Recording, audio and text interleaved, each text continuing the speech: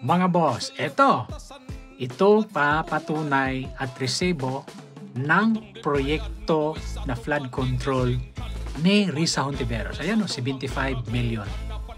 Flood control dyan sa Kubkob, Mayantok, Tarlac. Na kung saan, itong kanyang flood control ay watak na watak.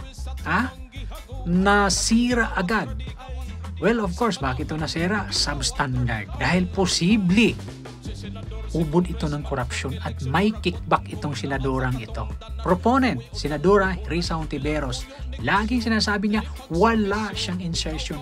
Lagi niya sinasabing wala siyang kinalaman dahil sumunod sa proseso sa hindi daw siya pumirma. Ganito, ganyan. Marami kang alibay. Pero ito yung resebo. Nasaan yung pera nito? Risa Hontiveros, sumagot ka. Totoo ba ito o hindi? Corruption to.